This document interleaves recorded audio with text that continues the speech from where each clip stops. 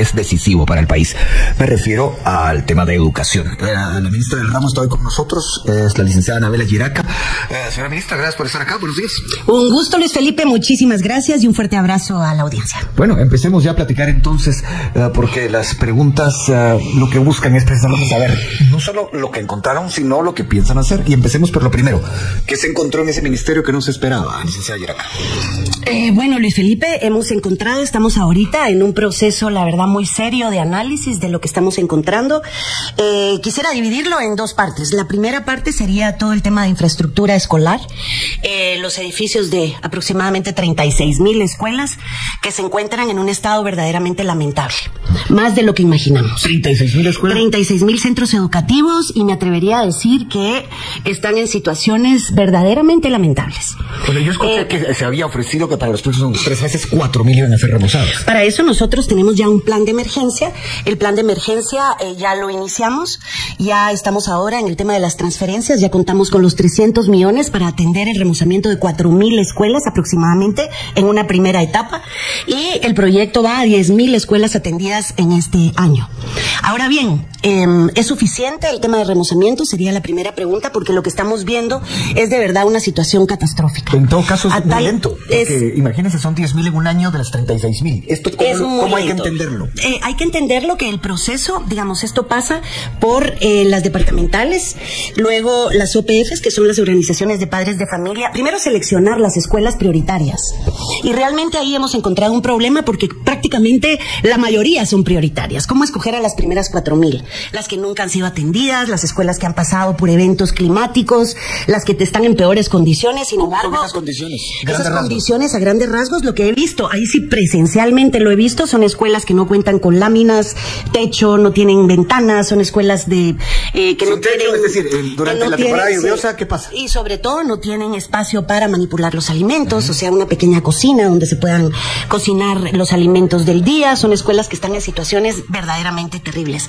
Al colmo que, después de hablar ayer con el equipo, he pensado pedirle al presidente de la República declarar en situación de emergencia nacional el tema de las escuelas. Así de serio. ¿Eso qué implicaría? Eso implicaría tomar acciones de emergencia para atender la situación en la que se encuentran las escuelas, contar con más fondos, tener articulación, por supuesto, con comunicaciones, infraestructura y vivienda, y tener un plan más estratégico para atender como urgencia nacional la situación de las escuelas, que de verdad es imposible, primero, atenderlas con el remozamiento.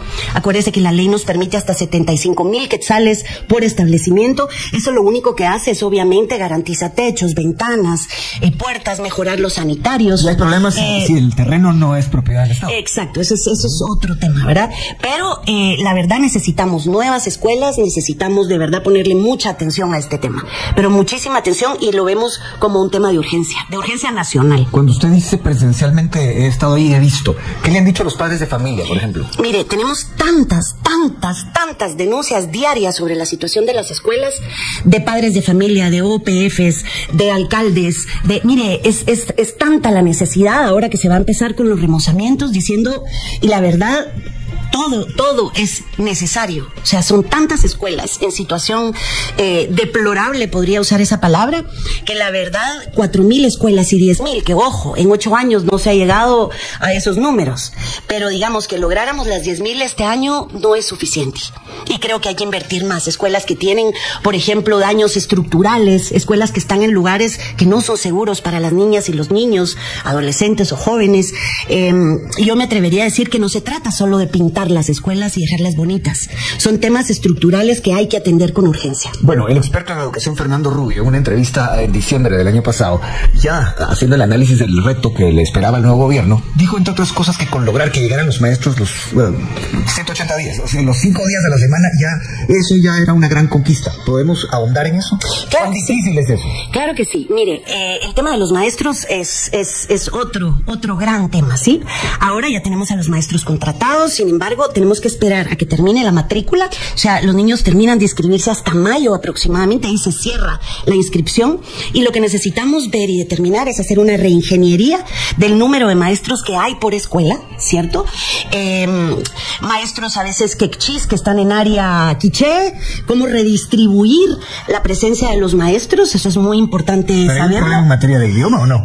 Mire, hay maestros bilingües, obviamente, y nosotros tenemos como proyecto fortalecer enormemente la educación bilingüe intercultural. Ese es un proyecto que va de la mano con el tema de calidad educativa, sin lugar a duda. No solo es la pertinencia cultural en la escuela, sino son modelos de educación bilingüe intercultural que ya se están trabajando desde el Viceministerio de Educación Bilingüe Intercultural, que estamos fortaleciendo muchísimo con los mejores equipos y expertos para lograr y para garantizar que la educación de calidad se imparta según la cultura, según la región y, por supuesto, según el idioma de las niñas y los niños. Pero volvamos al tema de que lleguen todos los días. Que lleguen todos los días es complicado porque muchas veces, en muchos casos, yo no me atrevería a decir que es en todos los casos, yo valoro muchísimo el trabajo que hacen los maestros y las maestras en Guatemala, en las condiciones en las que el sistema se encuentra, en donde no hay recursos, en donde no hay apoyos ni herramientas que le permitan al maestro garantizar calidad educativa, aprendizajes en este caso.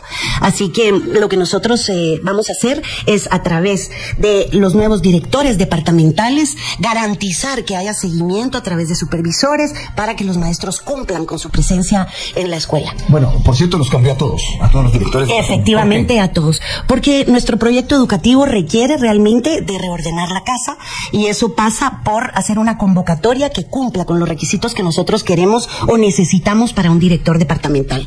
Fue un paso importante que dimos desde el inicio. ¿Todos eran malos? Yo no creo que todos sean malos de ninguna manera, pero sí era parte de un plan para empezar con una, digamos, recontratación de directores departamentales que nos permitan seguir el plan que nosotros tenemos en cuanto a calidad educativa, en cuanto a cobertura, en cuanto a, por supuesto, pertinencia y todos estos temas. Bueno, calidad educativa, creo que ahí podemos quedarnos toda la hora, pero voy a preguntarle algo que es ineludible: el retroceso sufrido durante la pandemia. ¿Cómo lo está planteando usted desde su despacho, desde este puesto, desde el Ministerio de Educación? Ayer en una reunión muy interesante me decían, el tema de calidad educativa no es solo culpa de la pandemia, pero la pandemia aportó mucho a esto.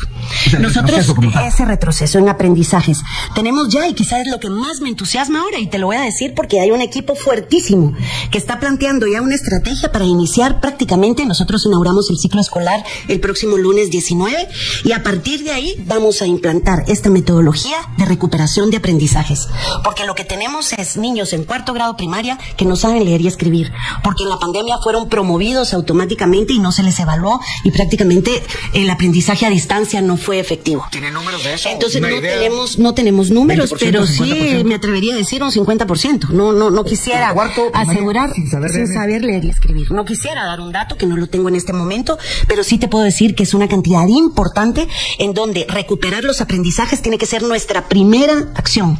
Y es una acción que pasa por metodologías muy interesantes que ya se han aplicado en otros países. Tenemos apoyo de cooperación, tenemos, la verdad, una mesa técnica fascinante en donde se pasa una evaluación, el maestro la pasa en el aula con todas las guías y asistencias, por supuesto. Allí se determina el nivel de aprendizaje en matemática y en lectoescritura, que es lo que a mí más me preocupa, porque no podemos seguir promoviendo niños que en 4º primaria no saben leer y escribir. ¿Qué les vas a enseñar, cierto? Entonces, ¿cómo? Son los resultados que salen mal internacionalmente. Y eso sí, exactamente. Entonces tenemos muchos datos, los datos de PISA, tenemos datos. Bueno, el tema es cómo a través de esta evaluación que se hace en el aula, que no se publica, simplemente son herramientas que permiten hacer y aplicar una metodología muy, muy, muy fuerte de recuperación o nivelación de aprendizaje. Y esa nivelación de aprendizaje se hace por niño o por niña, porque cada uno tiene diferentes niveles, ¿verdad? Hay varias formas de hacerlo en los sábados, o hay formas de hacerlo, por ejemplo, 40 minutos diarios dedicados a los niños que tienen, digamos, estos niveles muy bajos en lectoescritura o en matemática, para ir logrando y recuperar los aprendizajes, por lo menos en primaria. Esa es una acción que va a requerir de mucho esfuerzo, yo lo reconozco, pero se puede hacer de una forma fácil, inmediata y directa. Bueno, hablemos de mesas técnicas y de gente que está a su alrededor. Entiendo que usted ha convocado a algunos exministros de educación. ¿Estoy en lo correcto? Exactamente, vamos a tener una reunión próxima, creo que es la próxima semana. Me encantaría conocer sus experiencias y aprovechar a tener este espacio de consejo de personas que han estado en el ministerio y que muchas veces pueden ver algo que yo no veo, que puedan servir de consejo y acompañarme en este proceso. Bueno, y usted decía que hay una especie de formulario que se llena, preguntas que se le hace a los maestros. ¿Esto es una hechura de esta administración o es algo que ya venía? No, es de esta administración. No es un formulario, o sea, los maestros pasan una prueba a todos los niños. ¿Es una prueba como tal? Es una prueba como tal. Los maestros pasan una prueba específica, muy técnica, ya validada en otros países, que claro, aplicada a Guatemala, por supuesto, y entonces a raíz de esto, los maestros ya detectan cuáles son los niveles de aprendizaje de los niños y las niñas para recuperarlos a través de un programa, digamos, de nivelación. Hablemos más acerca de la educación bilingüe. Eso mucha gente no lo termina de entender. Exactamente de qué se trata eso y qué piensa hacer para mejorarla. Bueno, yo siempre digo que cuando una niña o un niño va a la escuela, lo único que lleva en su mochila son 3 cosas: su lengua, su cultura y su pensamiento.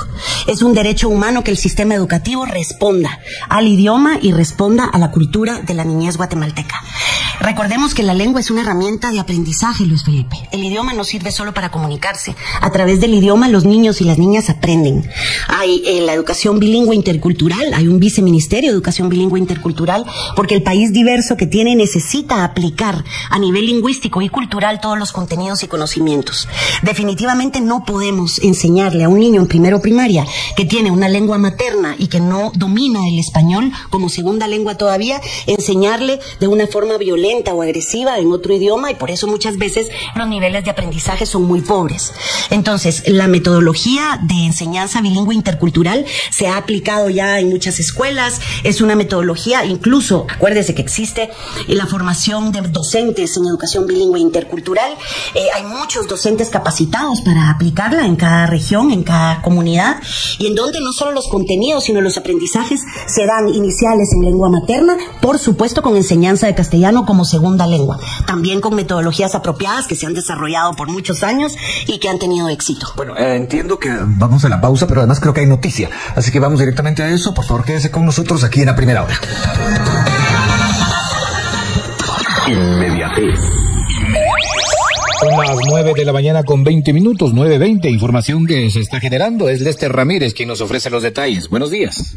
Buenos días, Sergio. Y es que el Ministerio Público está confirmando la captura de Alejandra Chiroy Castro. Ella era encargada del tema de padrones del Tribunal Supremo Electoral. En ese sentido, se está dando a conocer por el ente investigador que la detención se da por la posible comisión del delito de abuso de autoridad. Esto por el caso que se sigue del denominado corrupción semilla. Esto por el proceso electoral del año pasado, el cual se detalla por el Ministerio Público que se encuentra en reserva, pero por lo pronto se está confirmando la captura de Alejandra Chiroy, repetimos, encargada del Departamento de Inscripción de Ciudadanos y Elaboración de Padrones del Tribunal Supremo Electoral. Emisoras Unidas, primera en noticias, primera en deportes.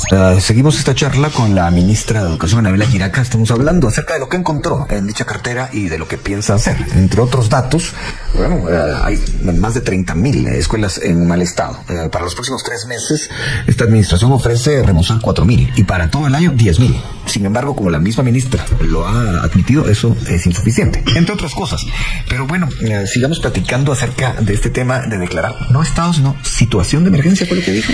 Situación de emergencia, Luis Felipe. Sí. No, la verdad es que sí, estamos pensando, y como te anunciaba, estoy pensando plantearle al presidente que declare situación de emergencia nacional el estado de las escuelas. Así de serio hemos encontrado esto.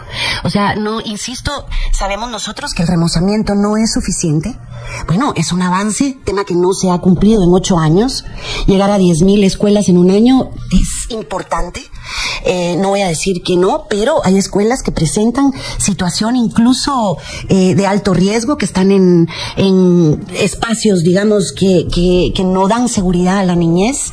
Está el tema de los sanitarios, el acceso del agua, las fuentes de agua solo las proporcionan las municipalidades. Hay temas que nosotros no podemos hacer, nosotros no podemos construir edificios, pero entonces si declaramos esto en una situación de emergencia nacional, le correspondería al presidente ver la modalidad, si es que atiende a nuestro pedido, ver la modalidad para contar con más recursos, para tener, digamos, esta relación con comunicaciones, infraestructura, vivienda y otros ministerios que nos permitan todos articularnos en torno a este tema que sí, de verdad presenta una emergencia nacional. Vamos a otras emergencias. El año pasado, 5 meses después, no se habían entregado los libros de texto. ¿Cuál es la situación para 2024? Bueno, el tema de los libros de texto es un tema importante.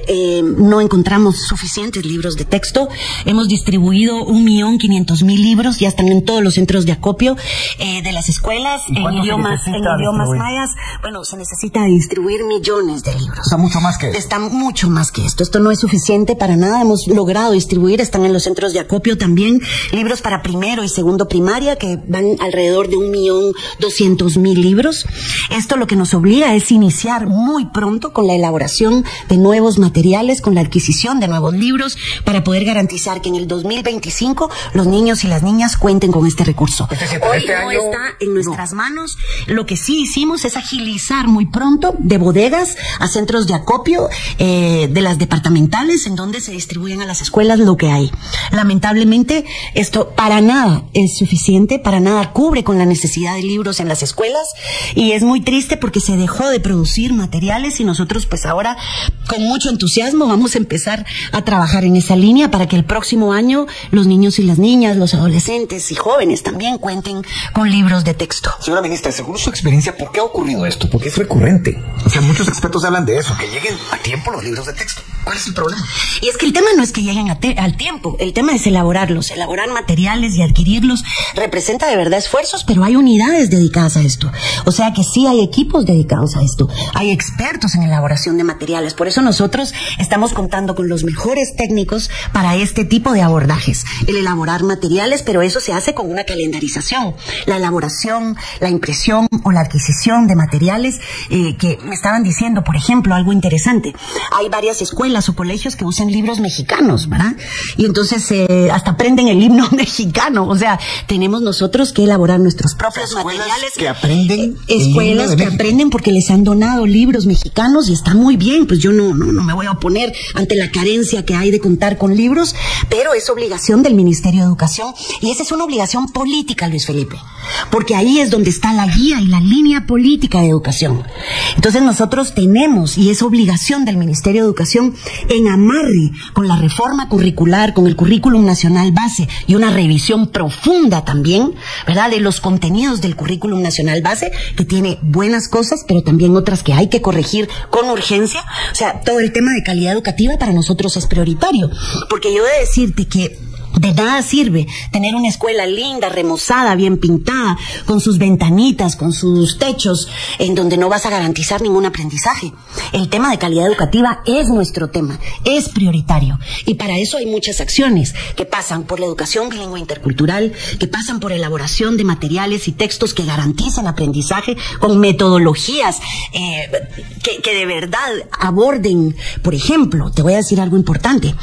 Un porcentaje altísimo de las escuelas en primaria, me atrevería a decir, según los datos que me han dado, el 60% o más, son escuelas multigrado. Eso quiere decir que un solo maestro, a veces, y en muchos casos, en muchos casos, el maestro es el director de la escuela y atiende simultáneamente primero, segundo, tercero, cuarto y quinto grado.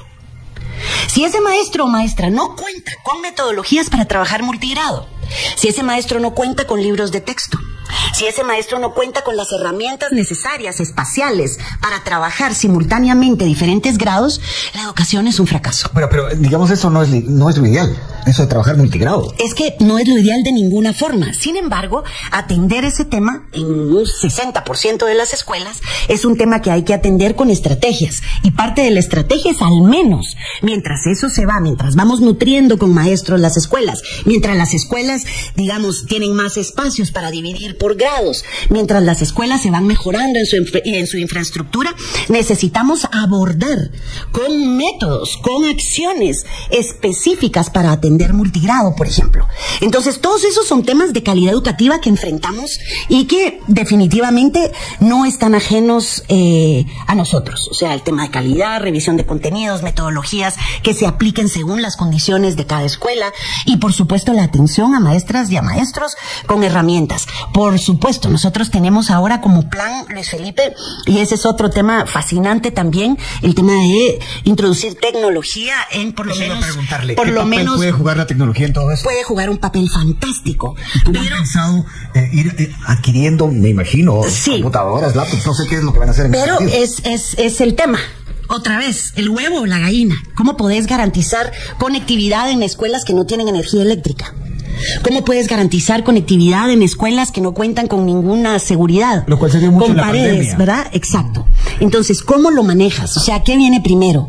Restablecer la infraestructura, pero por lo menos, ¿qué? ¿Verdad? Garantizar al menos energía eléctrica en las escuelas que no tienen ni agua. Entonces, realmente son retos importantes que estamos enfrentando, pero al menos dentro de nuestro plan está en introducir tecnología en básicos y diversificados. Por lo menos empezar por ahí.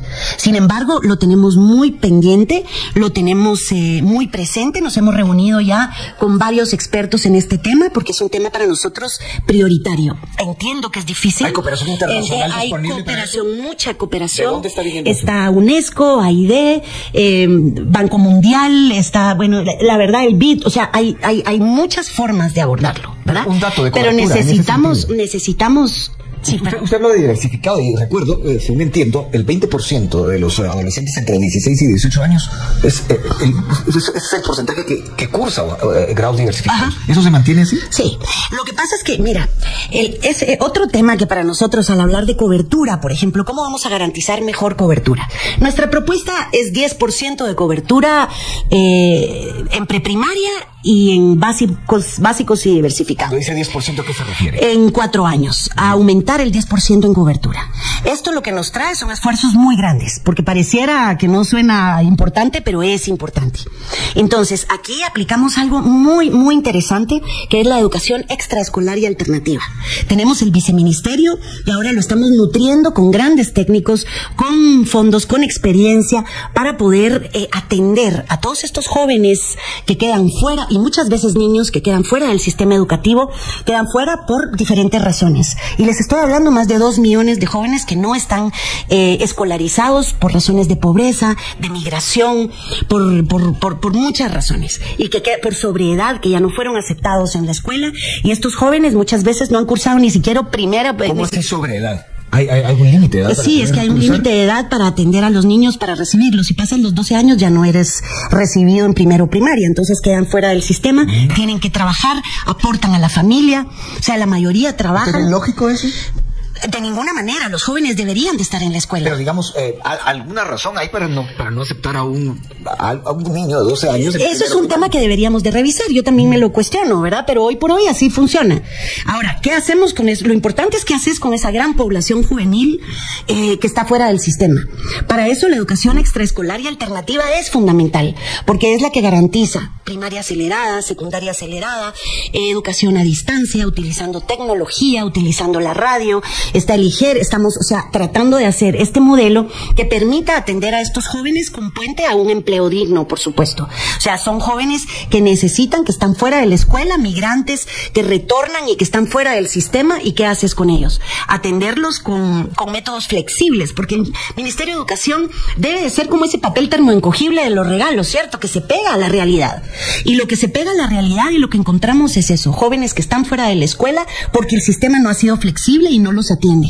Entonces, eso es quizá uno de los proyectos más fascinantes e importantes de este ministerio, el atender a estos jóvenes con métodos flexibles, alternativos, que les permitan acceder a empleo, prepararlos y que tengan su primaria acelerada y su secundaria acelerada. Inserción en el mundo laboral. Hay un dato que dice que 8 de cada 10 jóvenes que salen de la educación pública de Guatemala no están aptos para precisamente eso, para adaptarse. De eso va el programa. ¿Eso es cierto? Eso es cierto. Y de eso va este programa. ¿Y el objetivo, digamos, a 4 años plazo, cuál sería?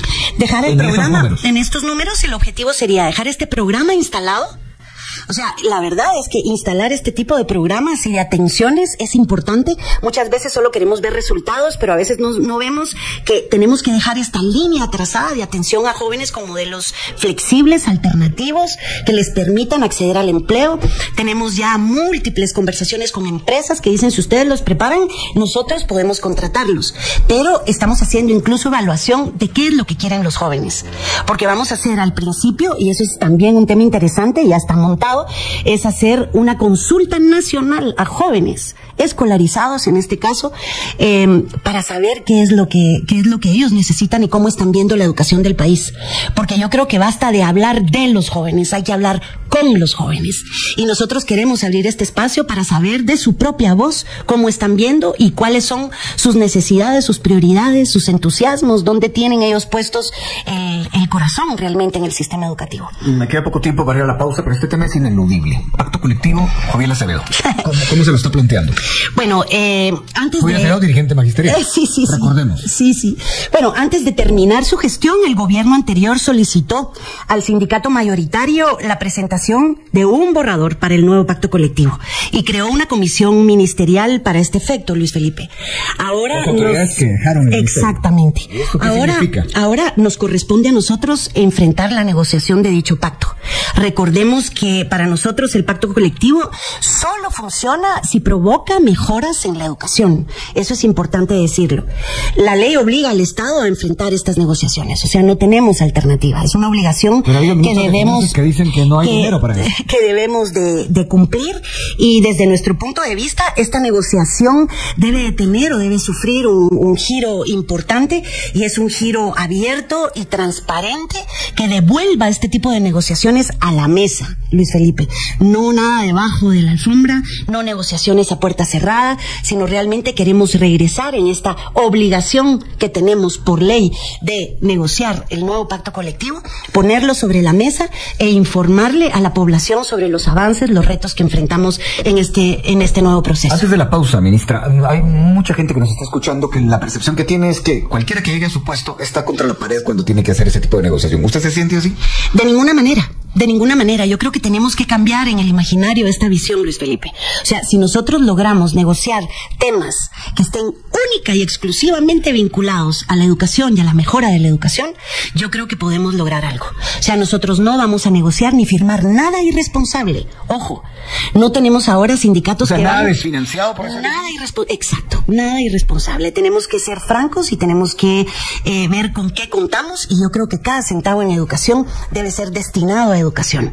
Y entonces yo creo que es un proceso, la verdad, complicado, no voy a decir que no. Tenemos a los mejores representantes del Ministerio de Educación que van a estar, digamos, por parte del Ministerio en esa mesa, y tenemos también a los asesores mejores en estos temas que van a estar en esa mesa para irnos informando, y yo le estaré informando a la población sobre los avances de estas negociaciones. Por ahora vamos a la pausa, regresamos pronto aquí en La Primera Hora. Y bien, hasta aquí el video de hoy. Recuerden que ustedes tienen la última opinión, la cual pueden dejar en la cajita de comentarios. Dicho esto, nos vemos en el siguiente video. Adiós.